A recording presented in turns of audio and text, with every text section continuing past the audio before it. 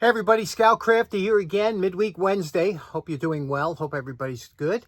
We got a bunch of things to get to today. We're going to be doing a midweek mosh, and first thing I want to start off by telling you before I forget is tomorrow, Thursday, the 22nd of June, at the Frank Brush Barn in Long Island, Smithtown. We're going to be having our tool meet. So if you're in the area, you might want to stop by. It's between 5 p.m. and 7 p.m. We'll be out there. So looking forward to that. Another thing I've been clearing up some stuff on my phone.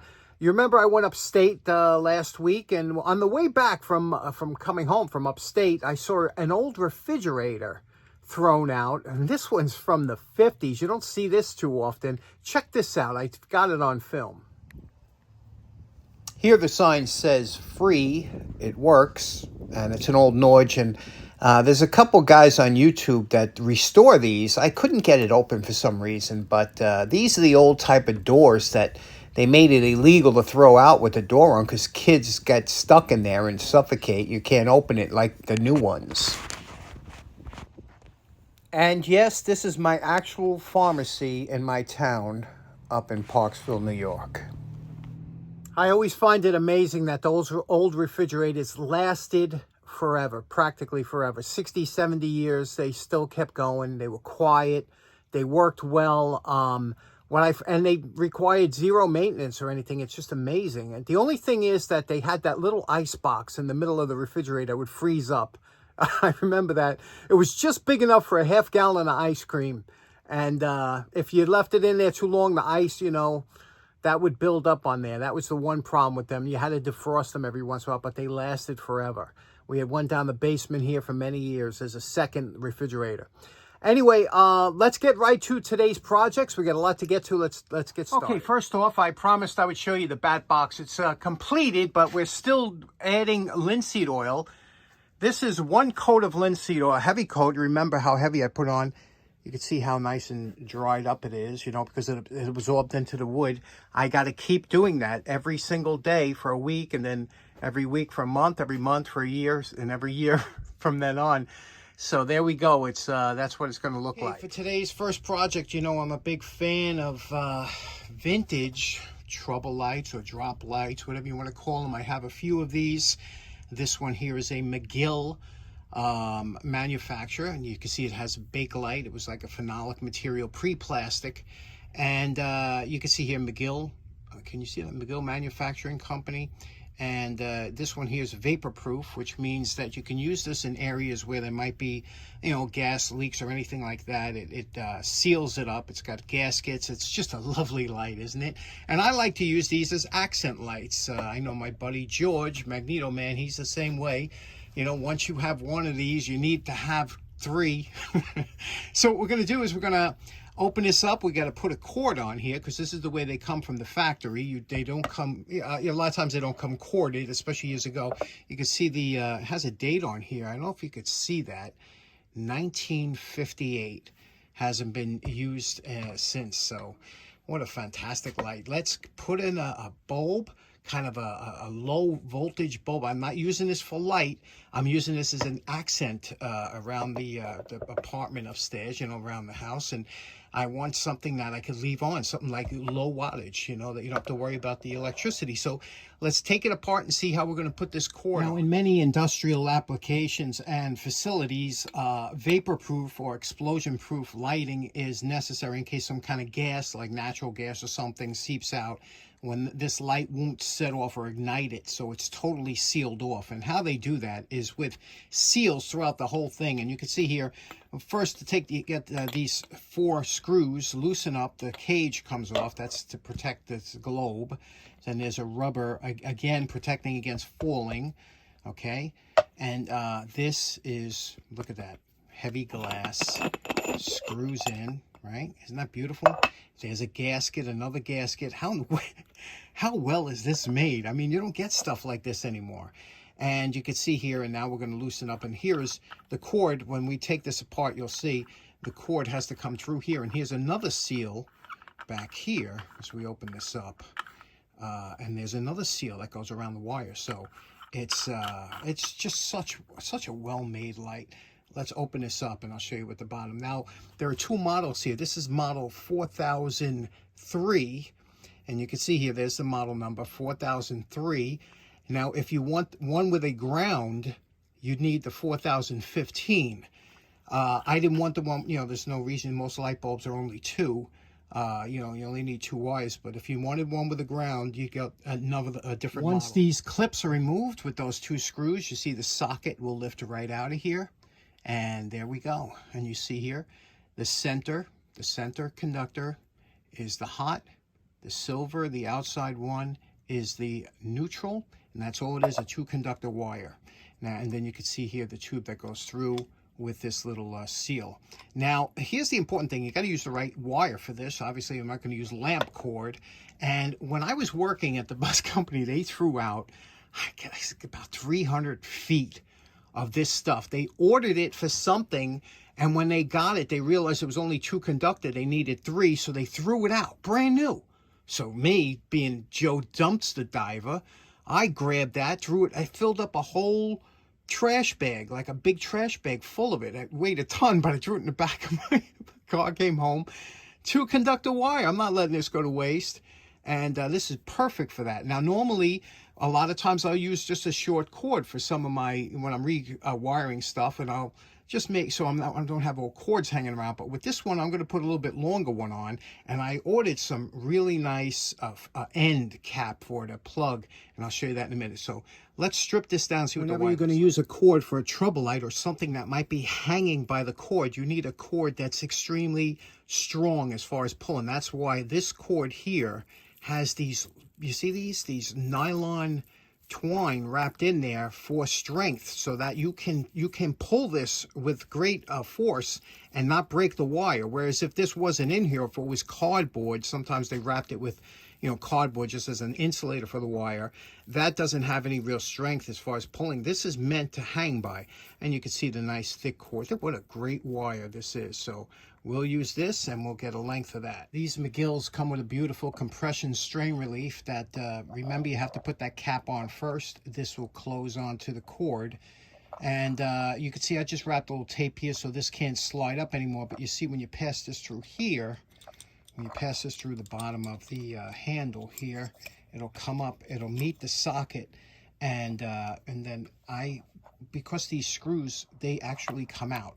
A lot of times on electrical fittings, the screws are locked in, that these will come out. And the reason they do, because you're going to be hanging it from the cord. So it's always good to put these round crimps on there, and I soldered them on. So let's hook them up. Now, if we're going to wire up a nice light like this, you want a good end plug end, right? Now, I came across this thing. Look at this thing. This thing reeks of heavy duty. I mean, you could step on this. It's not armored. They do have armored ones that have steel around it, but this one is super heavy duty. Here is the polarized. And the reason I want it polarized, again, with some of the older LEDs, but you can see how this works. You pass the cord through. You pull this out. There's 3 screws that hold this in here. When you pull this out, there you go. You have your 2 blades here you hook up. Now, you can see here, this is just a little bit wider. It's made for a thicker cord. So we're going to slip a piece of heat shrink around this cord just to make sure that it's a snug fit when it's going. And there we go. We have it all wired up. What we did here, besides when you screw this down to tighten it onto the cord, you're always going to have excess. And you always see, a lot of times you'll see these with that big thing. You cut that off and peen these over. So now that they're not sharp to the touch, we have our polarized light. Let me plug it in, show you what it looks like. And there we go. Now, there are all different types of bulbs you can put in here, any type. I have this is typically called a string light that you see in your backyard. And as you can see here, wattage, it uses 1 watt, which is absolutely amazing, isn't it? Now, there are all different types of bulbs. I actually was going to pick a bulb like this. I like that. This is a 2200 Kelvin, kind of a yellowish type bulb. And you could see with this bulb here, again, this is a 1 watt bulb, dual filament, very nice, but it doesn't reach far enough. I need something to fill that cavity, so I'll be looking for a bulb that just goes up a little bit further into that cavity, but there we go. Isn't this a lovely light? McGill. Okay, next up, we have a 30-second cleanup. I've been using this a lot. I just want to leave it as is, but I just want to clean it up. Look how nice the knurling comes out when we clean this. And we're calling this project done. Like I said, a 30-second tool renewal. This one was a homemade tool, and you can see we just did justice to the person that made it. I just added a little bit extra chamfer around the back here and to bring it a little bit more balanced. This thing is so beautiful in the hand. I even like the tip, the way they did the tip, so I left it. Just cleaned it up a little bit. Isn't that a pretty... It's such a great screwdriver. It has a nice balance to it. It's got some weight, you know, for prying, and it's something I don't have to worry about using. So there we go. That one's in the can. What do you think? Okay, next up, growing up, some of my most fond memories was hanging out in the sand pit in the backyard and digging around with my Tonka trucks, or pressed steel trucks as they were known back then. And boy, I just loved it. We all did. A lot of us from the old timers used to use our imagination. We'd be back there and dig it around, and all different types of trucks came out back in the 50s and 60s. Tonka was one of them. It was Mound, Minnesota was where it was originated, Tonka Toys, and it was actually Mound Metalcraft, and then they went into making toy trucks, and they really exploded back then. And what happened was they wanted to make trucks that were extra strong and that they could be played with without breaking. And these really held up, and they have a fondness in a lot of our hearts. Anybody who used to play with these. This one here is a reproduction of a 1940s Tonka, one of their first model dump trucks.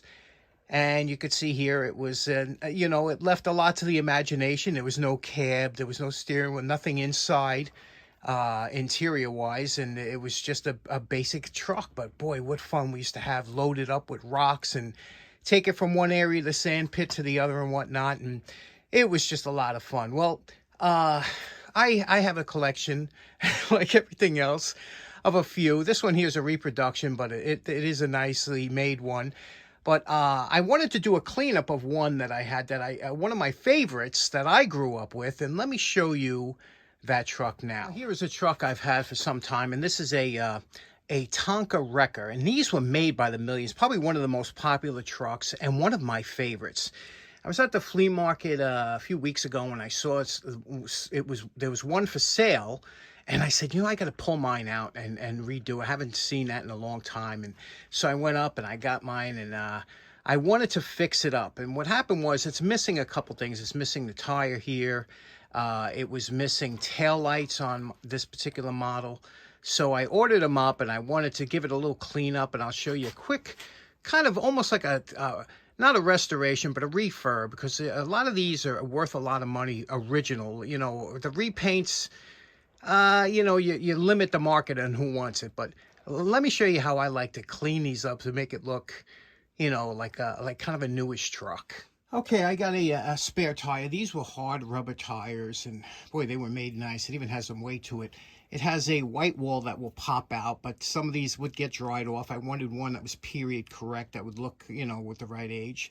There was a little a spot that would get pushed on, and this one here has a hubcap. Now, I don't want it to look brand new or restored. I just want it to look clean, you know, like it, but still maintain some of the flavor. So we'll polish it up, we'll clean it up, and then I got some taillights, and you see these taillights just push in. So what do you say we try and clean this up a little bit?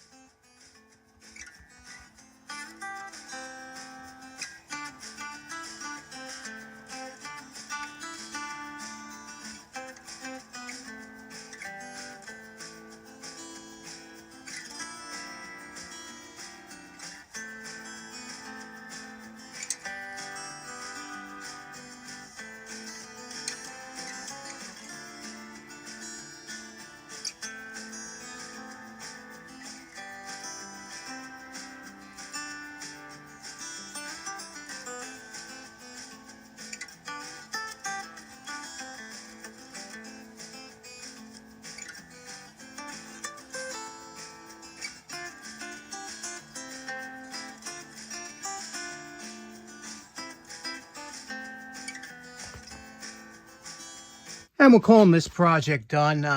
This one here, believe it or not, took a couple hours to do because It takes a while. You have to compound it, and then you have to wax it. And again, we didn't want to try and restore this. What we want to do was just get this back into a beautiful, clean example. Look at that windshield, how clean that is. And the grill has obviously been polished.